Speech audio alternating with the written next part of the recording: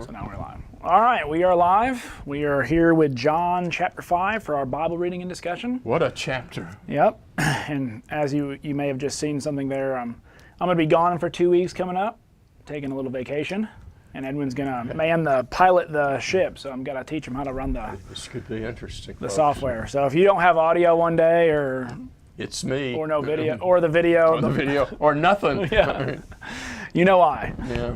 But anyway, we are in John chapter 5, and we're kind of, in my opinion, the first 4 chapters of John are kind of like a slow build until John 5 kind of becomes You're right in the midst of it all. we start jumping into the feasts, and the feasts, Jesus and the Jews. he's going to play off these feasts and basically have a teaching that represents normally what would be going on around that feast, or something that involves He picks out, yeah. that feast. So we're going to have the healing at the pool of Siloam, or on the Sabbath at least, the great pool.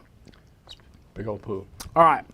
So after this, there was a feast of the Jews, and Jesus went up to Jerusalem. So now we are in Jerusalem. For a feast. Now there is in Jerusalem by the sheep gate at the pool in Aramaic called Bethsaida, which has 5 roofed colonnades. So do you think that this is Solomon's? In chapter 10, he's going to be at Solomon's gate as well, and this could be the same. It could be. That's one thing. John writes, to an extent, things that don't really matter Yeah, to people who know exactly what he was talking about, just like that. Yeah. We don't, but that's okay. that's okay. But he's at a pool.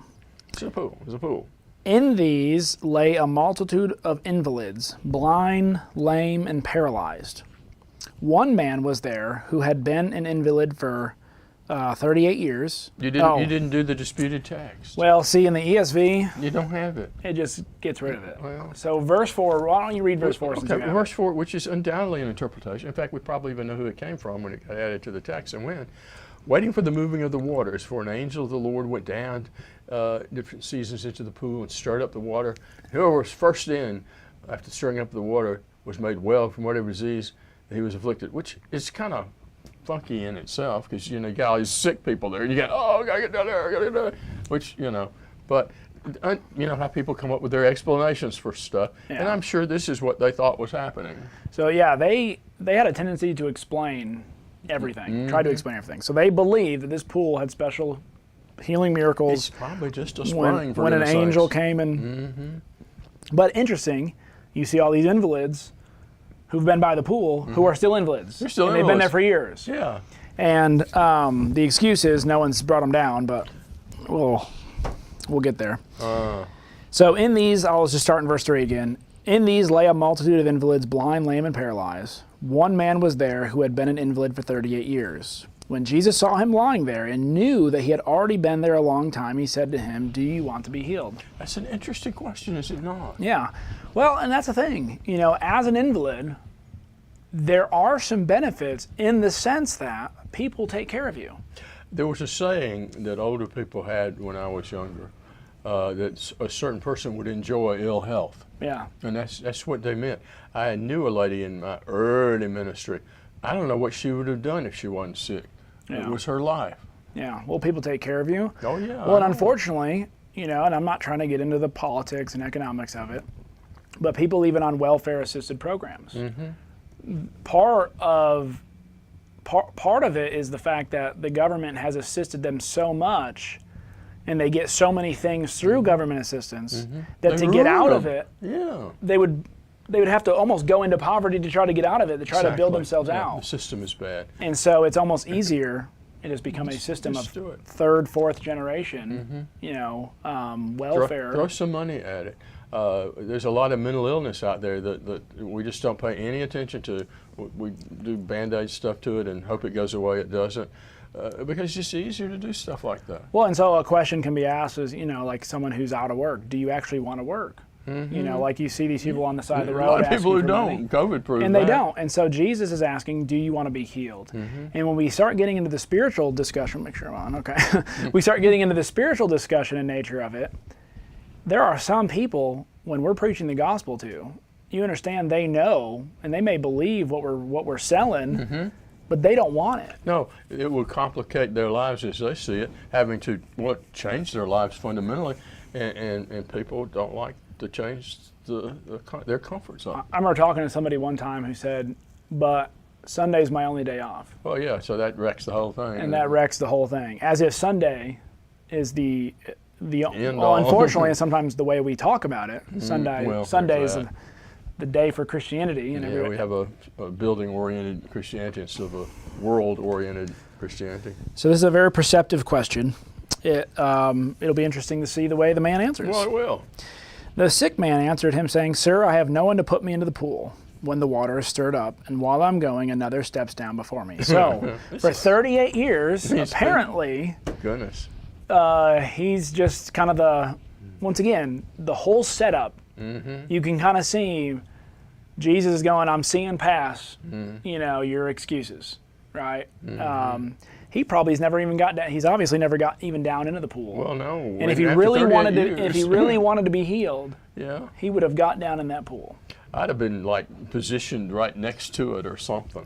Yeah, and if you think of yourself like in a line, being there for 38 years, I'd break in line. he would know where he would be up closer to the front of the line. Jesus said to him, Get up, get up, take your bed and walk. And obviously the man felt something, because watch, at once the man was healed. He's got a lot of atrophy to deal with here. Just boom, it's all healed. Took up his bed and walked. Now that day was the Sabbath. And here, okay, I'll just do this for a second. The difference between quote unquote modern day miracles and real miracles. This was immediate. This was full. This was totally. This wasn't I had a headache and it slightly feels better. Or I have cancer and it went away, but it came back. I have a limp leg and my limp leg feels a little better. Or one leg is longer than the other. Yeah. That's my favorite. And Jesus, when he healed somebody, it wasn't a temporary solution. It wasn't he went from 38 years of no walking. He probably had no muscle in his legs. All of a sudden he's like he'd been walking all the time. Yeah.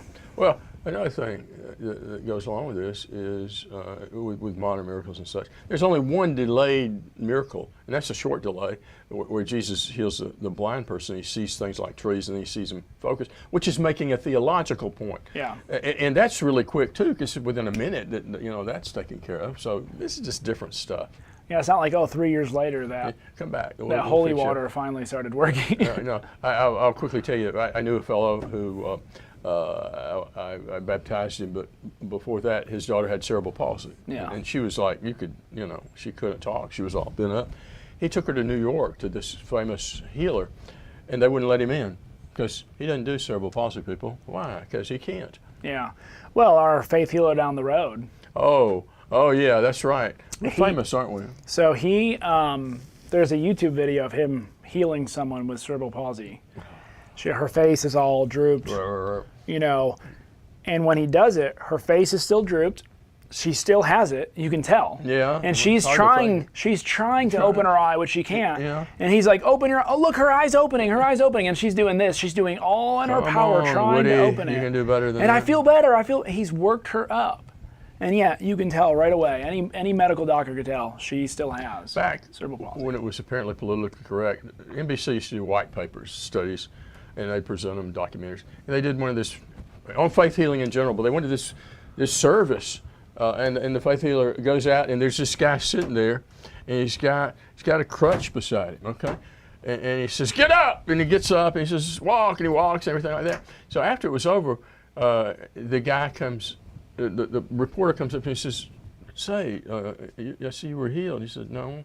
He said, well, there's your crutch. No, that's the guy next to me. He said, well, why'd you do it? He said, I just got caught up in it. That's funny. Steve tells of a similar thing that he went to a faith healer show, and then basically went to the next one, and it was the same guy being healed twice. The profession.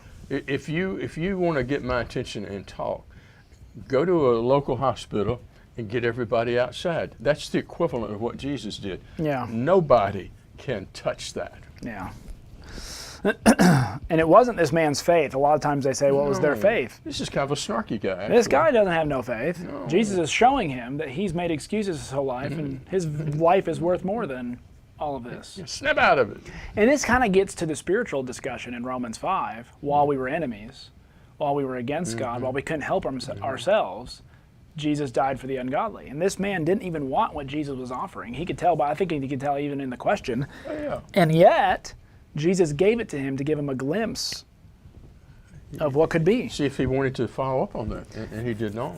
And here comes the real reason why Jesus does this in front where everyone can see it.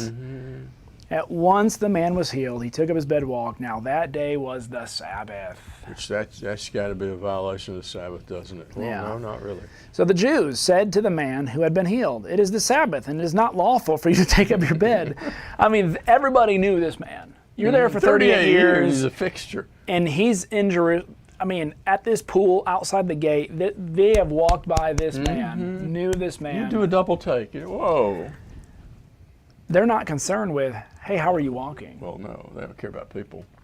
But if it was their sheep or their goat or their oxen, they'd be glad Jesus healed it. When Jesus says the Sabbath is made for man, not man for the Sabbath, which doesn't mean you can do anything you want to, but he's letting us know it's actually there to help people. It's not there to make it so burdensome they're afraid to move on Sabbath. Yeah. Verse 11, but he answered them, the man who healed me, that man said to me, take up your bed and walk. I mean, obviously he has some kind of authority to do this. He's told me to do it. It's not my fault. So he kind of pushes it on somebody else. And they asked him, who is the man who said to you, take up your bed and walk? Now to the man who had been healed did not know who it was, for Jesus had withdrawn, and there was a crowd in the place. So he really didn't have any faith in Jesus because he Yeah. doesn't even know who he is. And there's definitely going to be a difference between this man and the man who's born blind. Oh, huge difference. He has a huge faith and respect for Jesus. Afterward, Jesus found him in the temple and said to him, see, you are well. Sin no more, that nothing worse may happen to you. The man went away and told the Jews that it was Jesus who healed him. Whoa. A snitch. Come on, man. You know, back in my day, 38 years he's been down. We used to say, snitches get stitches. Well, they were not popular in You my know, day. Let's just say that. They were not popular. But this, I see, and some people don't see this in the story, I definitely see this man as an excuse, lazy individual, and yet Jesus is using him as an example. He's giving him a shot. He's giving him a shot. He doesn't take the shot. Not like the man born blind, because there's definitely going to be a different response huge with him. contrast there. So, and this is why the Jews were persecuting Jesus, because he was doing these things on the Sabbath. Now, if you thought they were mad because he was doing things on the Sabbath, just watch. But Jesus answered them, my Father is working until now, and I am working. He's giving them a... Now, you reading that, you're going, what's so significant about that? Well, the Father is working, Jesus is working. First of all, working on the Sabbath, guess who's the one who worked on the Sabbath? That would be... Who is the one who provided food on the Sabbath? Who is the one who said, I would take care of you on this day of your rest? God would. So God can operate there. God is not bound. Could he be God? They understood that. Look at verse 18. Yeah, they make the connection. They make the connection. This was, like I said, we've said it in videos before, the Jews were not dummies. No. Pharisees were not dummies. They were smart, intellectual beings. They could make connections. They just didn't like the connections They didn't Jesus like the made. connections, no. Someone asked me this morning about the blasphemy of the Holy Spirit, and the connection. But they understood that Jesus did these miracles. He must be of God. So we've got to try to disconnect that connection him, and so to demonize it. And there's your blasphemy of the Holy Spirit. So this was why the Jews were seeking all the more to kill him, because not only was he breaking the Sabbath, there's strike one, but he is even calling God his own Father, making himself equal with God. So John never talks about Jesus being God. Well, yes, he does. I know. And the Jews understood it. John understood it. Had to be that. Jesus understood it. That's why Jesus made this statement. He doesn't deny it. No. And this, obviously, this idea of him calling him his Father, the Jews would have said, God is our Father. Yeah, but it would not have been in the personal working together with. That's it. There's that concept. So here's Jesus' teaching on it. And I'll read the 29, then you can take over. So Jesus said to them, truly, truly, I say to you, the Son can do nothing of his own accord, but only what he sees the Father doing. For whatever the Father does, that the Son does likewise. And what he's really saying is our wills are the same. And this is a constant refrain in John, Yeah. that Jesus is linking himself to the Father and being Yeah. totally what the Father would do. And interestingly enough, even if the Father weren't there, we know Jesus' will is the same as the Father's will. But his point, while he's here on earth, is the fact that everything that he does, he's doing the Father's will. He would do nothing. He wouldn't do anything. He wouldn't be God No. if he would do something other. He's acting like himself, which is the same as acting like the Father. And that's why in John 14, when he says, "Well, if you've seen me, You've seen the you've Father. seen the Father. And I've come in John 17:3 so that they may know the Father by knowing me. I've come to reveal the Father," All John that. chapter 1. So, And in our own limited human frailties, that's what we're supposed to do. yes, that's what we are image bearers. Being in his image, we are image bearers. And that's the Conformed to word his image. icon. We are the icons of Yes, God. yes. Ought to be representatives. For the Father loves the Son and shows him all that he himself is doing.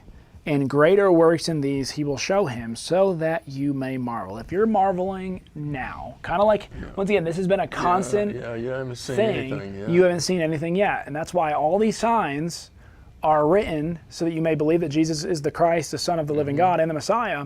But without the resurrection, none of these signs prove that. Without the resurrection. And with the resurrection, they're all like popping out. Yes. So that's why when you're reading this, you're seeing unbelief throughout. Then the resurrection. I love to read this. Let's say this is your first time reading through. You're like, man, this for a book about being a belief. There's a whole lot of people who don't believe. They just unbelief, don't believe. Even his own disciples are going to struggle in their belief. Yeah, they do. And yet after the resurrection, that's why John says, hey, we didn't understand this until then. We didn't understand this until then. There's Jesus little even side tells them, notes. you're not really going to understand that until then. Yeah. So that's the way So you got to stay read with this it. book. That's the key, I think. Disciples, even when they don't understand, they don't give it up. Yeah. Though they don't believe totally, they see something in Jesus that they can't, it's like the itch you can't scratch. Yeah, the rock in the shoe. It's like the fellow who said, I believe, help my unbelief. He's Yeah. helping their unbelief. Yeah. 4. As the Father raises the dead and gives them life, so also the Son gives life to whom he will. For the Father judges no one, but has given all the judgment to the Son. He's really sticking it to him on this one. You know, which is interesting because in John 3, Jesus says that he came into this world not to condemn, No, but to save. to So even save. his judgment that he wants to make, Yeah. he wants to pass good judgment. Not all judgment's bad. No. You know, judgment is just your sentence basically being, And condemnation is a rejection of salvation. It's not that you just get condemned willy-nilly. yeah. So that all may honor the Son just as they honor the Father. Whoever does not honor the Son does not honor the Father who sent him. Truly, truly, I say to you, whoever hears my word and believes him who sent me has eternal life. He who does not come into judgment, but has passed from death to life. Truly, truly, I say to you, an hour is coming, and now is here, when the dead will hear the voice of the Son of God, and those who hear will live. So this is spiritual resurrection. Yeah. Because it's going on in his ministry. And guess who is not getting that? It's the very people who have been teaching Israel. Yeah. And what he's saying here would have actually absolutely driven them crazy. My point, and going back to one of your original points earlier, if you can't see Jesus calling himself God, he has given. Where you been? I mean, he's saying if the Father has it, I have it. Yeah. If The Father can do it, I can do it. If you read John, do you think Jesus thought he was God? If you don't think he did, then you haven't read John. Yeah, you're getting tricked on words in John chapter 1, which easily enough is explained.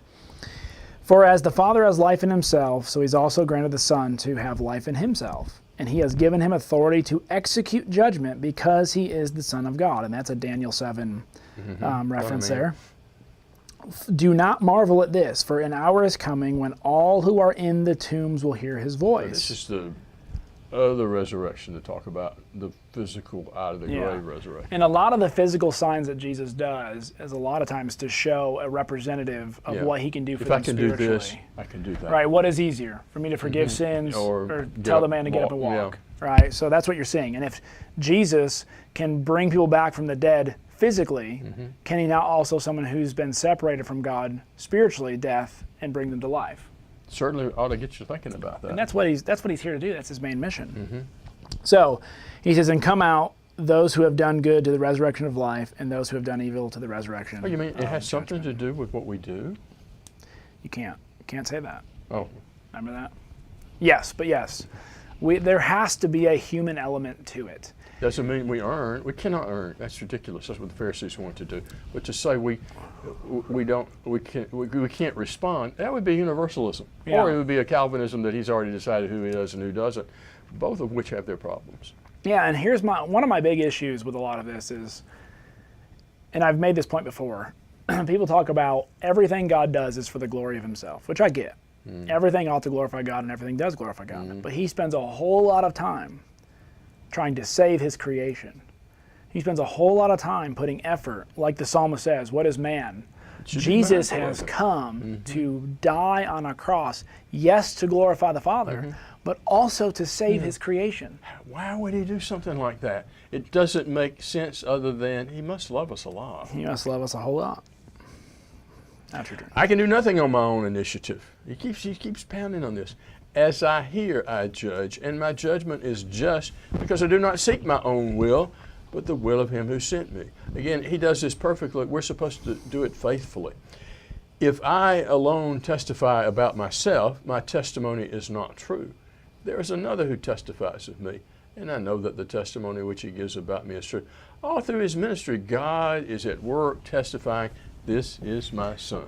Well, we're going to see later that it's not just God's voice, but his miracles. Yes. He's doing it by the power of the Spirit. So the Spirit The is Spirit's in there testifying too, right? by allowing him to work, by working these miracles He's a with and partner through to him. all of this, yes. You have sent to John, and he has testified of the truth. But the testimony which I receive is not from man. But I say these things so that you might be saved. He was the lamp that was burning and was shining. You were willing to rejoice for a while in his light. So John is a lesser light, if you will, pointing to Jesus. And everybody was all enamored with John, except religious leaders, of course. They ought to really be tickled to death that the greater light is coming, but that doesn't always follow. Yeah. People love the darkness, John 3. They do. But the witness which I have is greater than the testimony of John, for the works which the Father has given me to accomplish, the very works that I do, testify about me that the Father has sent me. John, the baptizer, didn't do miracles. No. Jesus does them all the time, and they're sign miracles. They're linked to various things in the Jewish past, in the Scriptures, all of which link him to being the Messiah. So Jesus raising this man on the Sabbath, rather than questioning, why are you doing this on the Sabbath, and wanting to kill him, they should be responding, you must be, oh Rabbi, as John 3, Nicodemus, you must be of God. Let's listen to what this fellow has to say. Yeah. But no, traditions are hard to shake, and pride is the reason. And the Father who sent me, he has testified of me. You have neither heard his voice at any time, nor seen his form. You talk about getting all over people. Jesus is doing that, but they need this. They're so entrenched in themselves that they can look at God eye to eye and try to act like he's from the devil.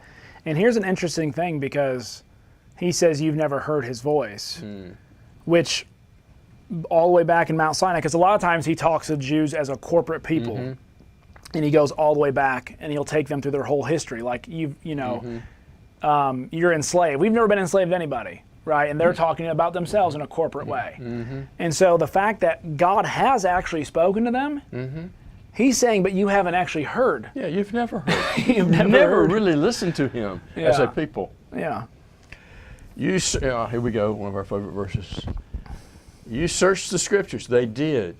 These people, especially the religious leaders who had the scrolls. They probably know him better than I do. Oh, man, surely. I mean, I don't doubt that at all, as far as where the words are. Yeah, where the words are and memorizing. Quoting words, but understanding them, not so much. You search the Scriptures because you think that in them you have eternal life. And they're right. They do have that. It is these that testify about me. You're unwilling to come to me so they may have life. I have not received glory from men, but I know you, that But you do not have the love of God in yourselves. Ooh, see, see that. Okay, so linking scriptures with knowing Jesus, with knowing the love of God. What is the point of us having this? It's so that we may know, Ephesians chapter 3, so that you may know the depth, the breadth, the length, how much God loves us. Like the story of this is to show how much God is willing to do to show His love for His. But if you reject Jesus, you will never see that love. No. You will never understand. Or feel it. The fact of people who never feel the mercy and compassion of God. They're trying to get rid of it here. Yeah. I have come in my Father's name, which is by His authority and in His way, and you do not receive me. If another comes in his own name, you'll receive him. So somebody comes along telling you what you want to hear. Oh, yes. Well, and there's a lot of hit to a lot of the rabbis because, like Nicodemus being the teacher of the law, he within himself, coming to glorify himself in his own authority. Oh, it's Nicodemus. It's the teacher of Israel. We got to listen to this guy. Yeah, this is a biggie. Yeah. Now this guy's saying, "Hey, I'm from God." Nah. And we've talked about how in 1 Corinthians chapter 1, Paul hits preacheritis pretty hard. And it's just so easy to make over preachers and give them a status and a praise and an adulation that belong to God, and it ought to be giving credit to Jesus. I like being appreciated. I like people saying nice things about me, but it's about Jesus, not me. Yeah, and I've got preachers in my life who have a special place in my heart because of what they've done for me, what they've taught me, the example they've given me. But let me tell you, I don't hang on every word they say because they are not God. They don't create anything that you like in them. My mentors are people that I treasure the relationship I've had with them, but I well know they got everything they got from God and in a human form, which is not as perfect as it is when I dial direct. Yeah, I think preachers need to be tested more. Yeah, I know. Test every spirit, 1 John 4. How can you believe when you receive glory from one another? Do not seek the glory that is from the one and only God. Do not think that I will accuse you before the Father. The one who accuses you is Moses, in whom you have set your hope. For if you believed Moses, you would believe me, for he wrote about me. But if you do not believe his writings, how will you believe my words? Man. So even, it's interesting because Paul he will say that the words of Moses are a veil to them. And it's not because of what Moses actually wrote. No, it's their own fault. It's fault. Because of how they view Moses. They can't see him for what he is because of the obstructions they put there. Yeah, well, Romans 10, Paul says that you guys have missed that the law was to bring about the Christ. Right? The law is not the end all be all, but they saw the end. But Christ was the end of the law, or the goal. The goal. Yes, a lot of what Paul talks about talks about justification and law and all that. We looked at some of that last night when we looked at 3:31 of Romans. Don't think that what Paul is saying about the law, which is perfectly from God, is in any way depreciating the law or doing away with the law. No, faith is the way law is established. Yeah. If you don't get that, then law is just pure out legalism and self-righteousness, and you miss it. And so I even believe that God never designed the law to be a legalistic system. No, I don't think so either. It's the way they used it. And that's like Romans 7 when Paul finally gets the the point where he says, when I started reading the law, I realized it was perfect. But I'm not. I'm not. And Paul says, really, that was the goal the whole long, was not to show I need to be perfect to be saved, but that I can't be perfect. I need help. And therefore I need God to save me. Who can rescue me? Only Christ. That's it. Now, that whole aspect of what it is to be saved and the dependence on God and the appreciation. I talked last night about how Jesus calls us to find rest. He calls us to find peace. And yet sometimes people who say they have that are full of anxieties and all. I'm not saying there's not anxiety in life, but we ought to be a people of hope, of confidence, of thankfulness to God that He has given us assurance as we walk in His Son, that we are in a relationship with Him. Yeah, well, it's like also in Romans 4 when it brings up David, and David in Psalm 51, when he recognizes that he has departed from the presence of God because of his dealings with Uriah. He knows what God wants, doesn't he? He's like, there's no sacrifice He's totally dependent on God to, justify him on not the basis of his own works, because he says, please forget my sins, don't hold my sins against me, right? And bring me back into your presence. He fell. So he has to have a broken, contrite heart, which you could go to offer sacrifices all day long and say, oh, okay, I've offered my sacrifices, it's okay. No. If you don't come with a broken and contrite heart, just forget about coming. Yeah. And this is getting back to John 5. This is the problem with the Pharisees. Jesus says, I came as a physician to heal those who are sick. The Pharisees don't see themselves as sick. They don't see themselves as sick. You can't have a broken and contrite heart if you don't think you have a broken and contrite. If you don't think you have a broken heart. It doesn't work. Yeah, it was like your illustration last night in your devotional last night just about killed me. That whole, I'll let you tell it. Okay. Just go ahead and tell it. Okay. I know we're... A student of mine's at Gatlinburg. He's on vacation. Guy ahead of him has a little girl about 2 or 3 years old. Break it by, she breaks it. He kind of puts it on the counter over to the side. And his significant other is giving him the eye while he does that. And so my friend, one of my former students, says, are you going to pay for that? And then he just kind of doesn't deal with it, Yeah. So he says, if you're not going to, I will. So he buys it, puts it in a little bag. And so he goes out to the guy and he says, I want you to do something for me. I want you to give this to your little girl someday when she can understand it. And I want you to tell her God takes broken things. He buys them broken and puts them back together. I want you to take some glue and put this back together. I want you to teach her that lesson. And that's what happens. That's what happens. We're broken. God buys us broken, and he puts us back together for his use. And even when we break chips off along the way, that blood continually puts us back together, because we're gonna. So we can be whole.